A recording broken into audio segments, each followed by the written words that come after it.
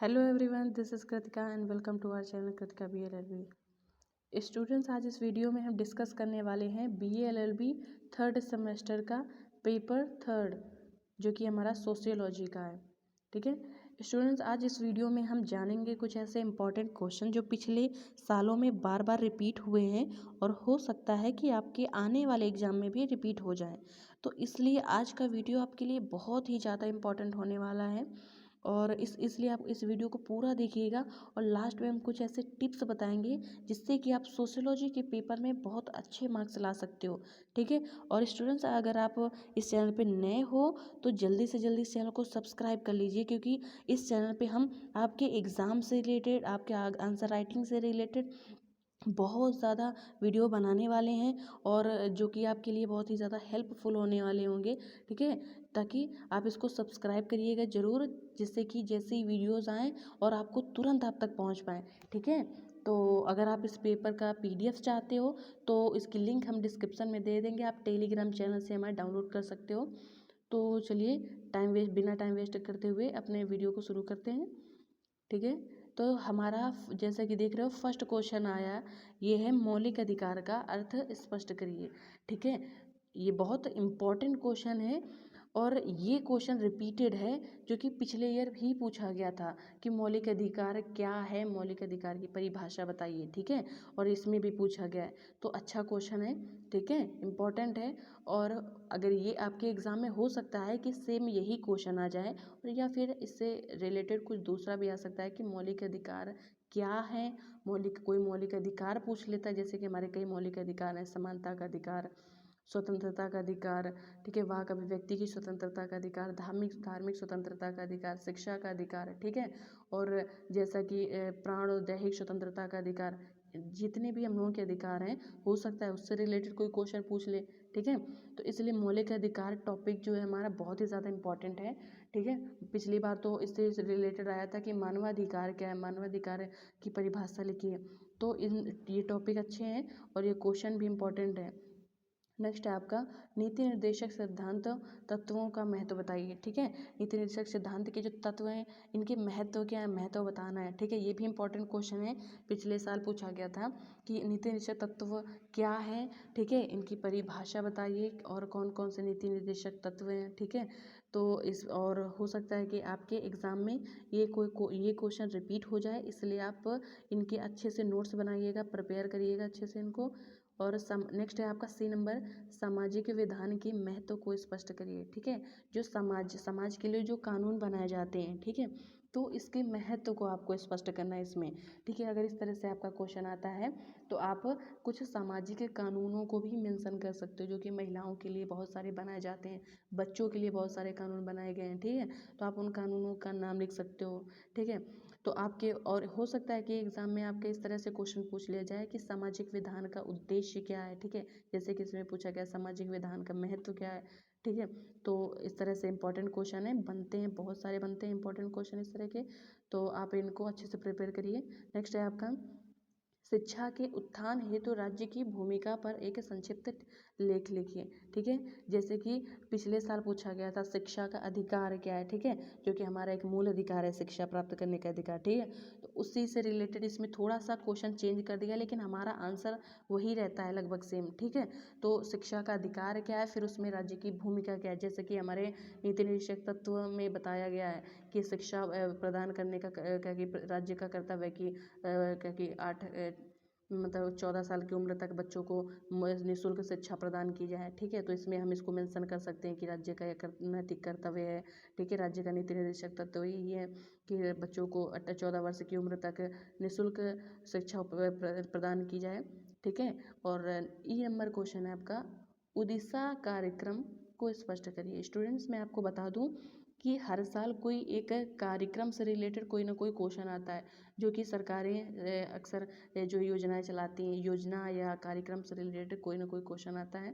ठीक है, जो भी योजनाएं चलाई जाती हैं, आप इन योजनाओं के बारे में भी अच्छे से पढ़ लीजिए, कौन कौन से कार्यक्रम चलाए जाते हैं, योजनाएं चलाई जाती हैं सरकार के द्वारा। ठीक है, राज्य सरकार या केंद्र सरकार दोनों के द्वारा जो योजनाएं बनाई जाती हैं, कुछ इंपॉर्टेंट जो योजनाएं आप उनको अच्छे से पढ़ लीजिएगा। लेकिन अगर आपको कोई प्रॉब्लम हो रही है कि कौन कौन सी योजनाएं एग्ज़ाम में आ सकती हैं तो आप हमें कमेंट में बताइएगा। हम कुछ योजनाओं के नाम बता देंगे जो कि एग्ज़ाम में आते हैं और आपके एग्ज़ाम्स के पॉइंट ऑफ व्यू से इम्पॉर्टेंट भी हैं। ठीक है, नेक्स्ट क्वेश्चन है आपका, वृद्धजनों की समस्याओं को हल करने के लिए आप क्या सुझाव देंगे। ठीक है, ये काफ़ी अच्छा इंपॉर्टेंट क्वेश्चन है। वृद्धजनों से रिलेटेड कोई ना कोई क्वेश्चन आता है कि वृद्धजनों के कल्याण से रिलेटेड क्या कि कौन कौन से कानून है, कौन कौन से कार्यक्रम हैं।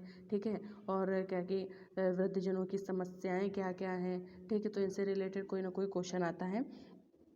आप क्या कि ये टॉपिक अच्छे से तैयार करिएगा, एग्ज़ाम के पॉइंट ऑफ व्यू से इम्पॉर्टेंट भी है।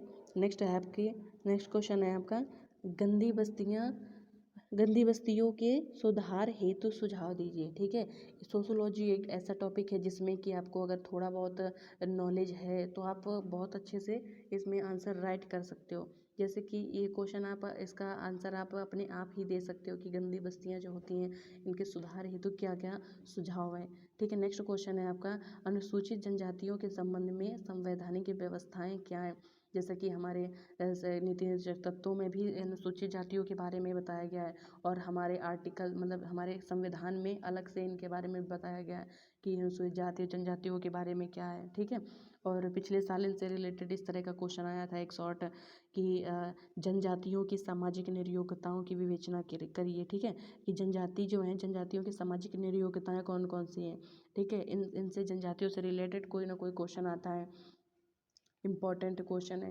ठीक है, नेक्स्ट क्वेश्चन है आपका, देखिए नेक्स्ट क्वेश्चन क्या है आपका, है सामाजिक सुरक्षा की आवश्यकता एवं महत्व को स्पष्ट करिए। ठीक है, सामाजिक जो सुरक्षा है इसकी आवश्यकता क्यों है, हमें सामाजिक सुरक्षा की आवश्यकता। ठीक है, इसका महत्व क्या है। ठीक है, ये बहुत इंपॉर्टेंट क्वेश्चन है, याद रखना आपका। हो सकता है कि अगर शॉर्ट में नहीं पूछा जा रहा है तो लॉन्ग में ज़रूर पूछा जाएगा सामाजिक सुरक्षा से रिलेटेड क्वेश्चन। ठीक है, तो आप इसको अच्छे से प्रिपेयर करिएगा, शॉर्ट में नहीं तो लॉन्ग में ज़रूर आ जाएगा आपका। नेक्स्ट क्वेश्चन है, बीमा योजना की विशेषताओं को स्पष्ट करिए। ठीक है, तो ये क्वेश्चन अच्छा है, इंपॉर्टेंट है। जितनी भी बीमा योजनाएं हैं, ठीक है, इनसे रिलेटेड कोई ना कोई क्वेश्चन शॉर्ट में हर साल पूछा जाता है। ठीक है, इंपॉर्टेंट है। और स्टूडेंट्स कुछ हम क्वेश्चन और आपको बता देते हैं जो कि पिछले साल पूछे गए हैं और आपके आने वाले एग्जाम में हो सकता है कि पूछे जाएं। आप एक पेन कॉपी लीजिएगा, उसमें इन क्वेश्चनों को नोट कर लीजिएगा और इनको अच्छे से प्रिपेयर करिएगा, इनके ऊपर नोट्स बनाइएगा। इनसे रिलेटेड शॉर्ट और लॉन्ग दोनों में पूछ सकता है। ठीक है, और जैसे कि फर्स्ट क्वेश्चन है आपका, महिलाओं एवं बच्चों की तस्करी की समस्या पर प्रकाश डालिए। ठीक है, महिलाओं और बच्चों की जो तस्करी की जाती है तो ये एक बहुत बड़ी समस्या बन चुकी है नेशनल लेवल पे और इंटरनेशनल लेवल पे। ठीक है, तो इनकी जो समस्या है तो ये क्या समस्या है। ठीक है, इस समस्या के निवारण कैसे किया जा सकता है। ठीक है, और कौन कौन से कानून बनाए गए हैं इस क्या कि महिलाओं और बच्चों की तस्करी से रिलेटेड। ठीक है, तो आप इस क्वेश्चन को अच्छे से तैयार करिएगा। ठीक है, और नेक्स्ट क्वेश्चन है आपका कि उदारीकरण क्या है। ठीक है, भूमंडलीकरण क्या है। आपका इससे रिलेटेड कोई ना कोई क्वेश्चन जरूर पूछ लिया जाता है एग्जाम में, शॉर्ट क्वेश्चन में। ठीक है, या पूछ लिया जाए उदारीकरण की परिभाषा लिखिए। ठीक है, और या पूछ लिया जाए भूमंडलीकरण की परिभाषा लिखिए। ठीक है, नेक्स्ट क्वेश्चन है और इसका पूछ लेगा कि भारतीय आर्थिक व्यवस्था में प्रभाव क्या है। ठीक है, सकारात्मक नकारात्मक प्रभाव पूछ सकता है। ठीक है, नेक्स्ट क्वेश्चन है आपका, सामाजिक कल्याण में गैर कल्याणकारी संस्थाओं की क्या भूमिका है। सरकारी संस्थाओं की तो भूमिका आप जानते हो, लेकिन गैर कल्याणकारी संस्थाएं हैं, ठीक है, वो कौन कौन सी संस्थाएं हैं, उनकी भूमिका क्या है। इस तरह से भी क्वेश्चन पूछ लिया जाता है आपके एग्जाम में। ठीक है, तो ये बहुत ही ज़्यादा इंपॉर्टेंट क्वेश्चन है, आप इनको नोट करिएगा और इनके ऊपर एक नोट बनाइएगा। ठीक है, कि अगर आपके एग्जाम में ये क्वेश्चन पूछ लिए जाएंगे तो आप किस तरह से क्वेश्चन का आंसर करोगे। लेकिन अगर आपको प्रॉब्लम हो रही है, कहीं भी आपको नहीं समझ में आ रहा है कि हम किस तरह से बनाएं इसका आंसर, किस तरह से हम आंसर राइट करें जिससे कि हमारे एग्ज़ाम में बहुत अच्छे नंबर आए। ठीक है, तो आप हमें कमेंट में पूछिएगा और हम आपको इसके ऊपर वीडियोस भी बना देंगे इसका कि हम किस तरह से आंसर करें। और अगर चाहें आप तो इस पेपर का हम सॉल्यूशन भी डाल देंगे। ठीक है, तो आप हमारे टेलीग्राम चैनल से डाउनलोड कर लेना। ठीक है, तो आप हमारे टेलीग्राम चैनल से जुड़ जाइएगा। अब चलिए हम लोग देखते हैं कि सेक्शन बी में कौन कौन से क्वेश्चन पूछे गए हैं। ठीक है, तो फर्स्ट क्वेश्चन है हमारा, भूमंडलीकरण क्या है, भूमंडलीकरण का भारतीय अर्थव्यवस्था पर क्या प्रभाव पड़ा है। ठीक है, ये बहुत इंपॉर्टेंट क्वेश्चन है, पिछली साल भी इससे पूछा गया था कि भूमंडलीकरण क्या है, भूमंडलीकरण का भारतीय अर्थव्यवस्था में क्या प्रभाव पड़ा है। ठीक है, ये बहुत ही ज़्यादा इंपॉर्टेंट क्वेश्चन है, आपका 100% आपका शॉर्ट या लॉन्ग में जरूर इससे रिलेटेड कोई क्वेश्चन आएगा।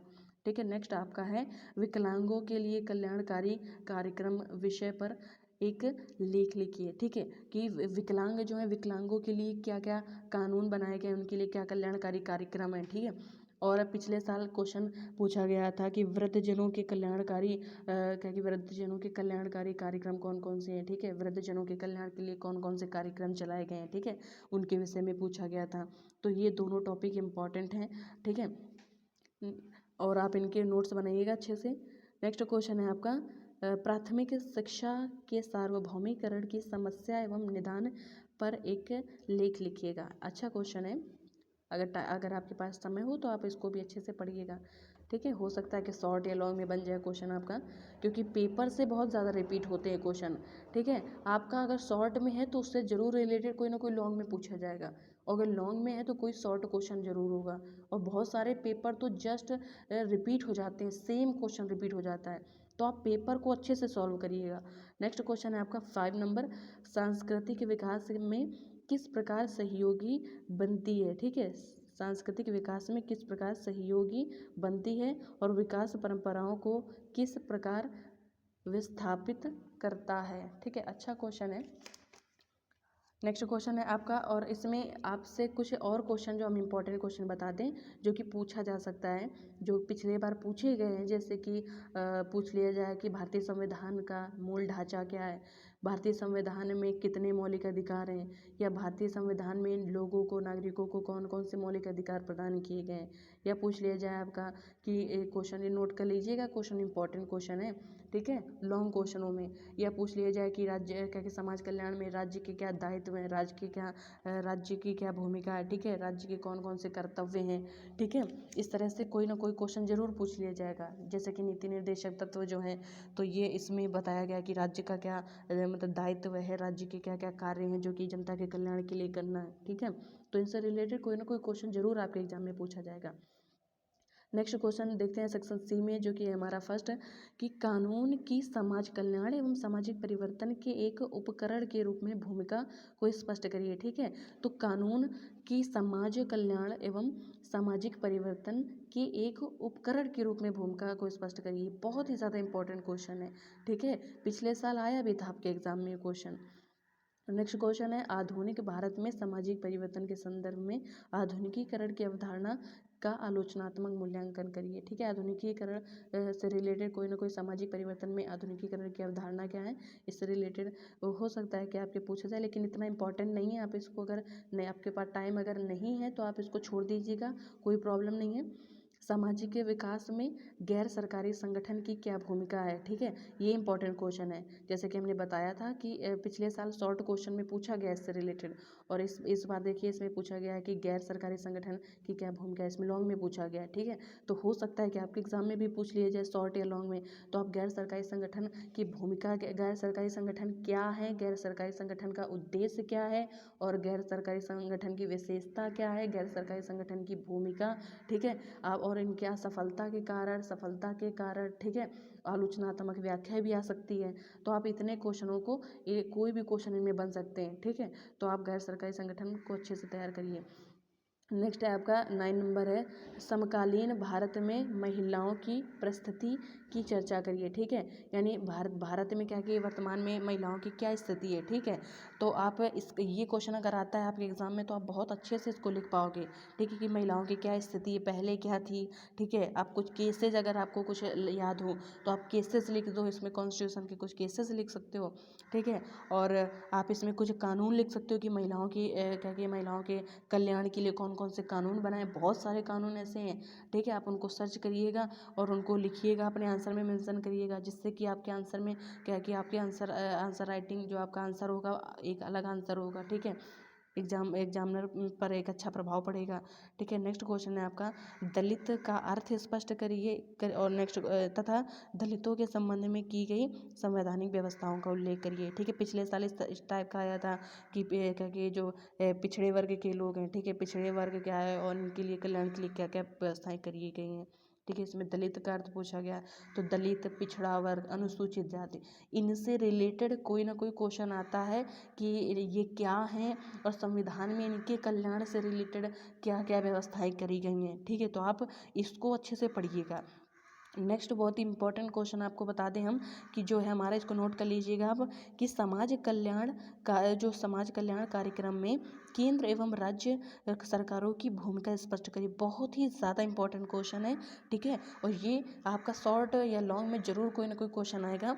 और स्टूडेंट्स, अगर हम एक चीज़ आपको बता दें कि अगर आप सोशोलॉजी के पेपर में अच्छे मार्क्स लाना चाहते हो तो आप कुछ चीज़ों को अच्छे से पढ़िए। समाज कल्याण से रिलेटेड जितने भी कानून बनाए गए हैं, ठीक है, तो आप उन कानूनों को अच्छे से एक लिस्ट उनकी बनाइएगा, अच्छे से नोट करिए। अगर आपके पास लिस्ट नहीं है, आपके ढूंढने में प्रॉब्लम हो रही है, तो कोई बात नहीं है, आप कमेंट में हमें पूछिएगा, हम आपको लिस्ट भी प्रोवाइड करा देंगे अपने टेलीग्राम चैनल पे। ठीक है, और दूसरी चीज़ आप क्या करिएगा, जितने केसेस आ रहे हैं आपको एक केसेस मिल जाएंगे कॉन्स्टिट्यूशन से। ठीक है, कॉन्स्टिट्यूशन में नीति निर्देशक तत्व और क्या कि उसमें मौलिक अधिकार में काफ़ी केसेस दिए गए हैं। तो आप देखिए जो समाज कल्याण से रिलेटेड है, ठीक है, कौन कौन से केस हैं जो महिलाओं की बात कर रहे हैं, पिछड़ा वर्ग की बात कर रहे हैं, दलितों की बात कर रहे हैं, अनुसूचित जनजातियों की बात कर रहे हैं, बच्चों की बात कर रहे हैं, उनकी शिक्षा से रिलेटेड कौन कौन से ऐसे केस हैं। 100% अगर आप इस तरह का आंसर लिखते हो तो आपके बहुत अच्छे मार्क्स बनेंगे। अगर आपको नहीं समझ में आ रहा है कि हम किस तरह से आंसर राइट करें, तो आप कमेंट में हमें पूछिएगा और हम ज़रूर इससे रिलेटेड काफ़ी कुछ नोट्स बनाएंगे जिसमें हम बताएंगे किस किस तरह से आपको करना है। और चाहिए तो हम इसका सॉल्व पेपर भी आपको टेलीग्राम चैनल में प्रोवाइड करा देंगे। ठीक है, तो अगर आपका कोई भी क्वेरी हो, कोई भी क्वेश्चन हो, तो आप कमेंट में पूछिएगा। ठीक है, तो हम आपको उस पर वीडियो बनाएंगे। ठीक है, आज के लिए बस इतना ही, फिर मिलते हैं नेक्स्ट वीडियो में।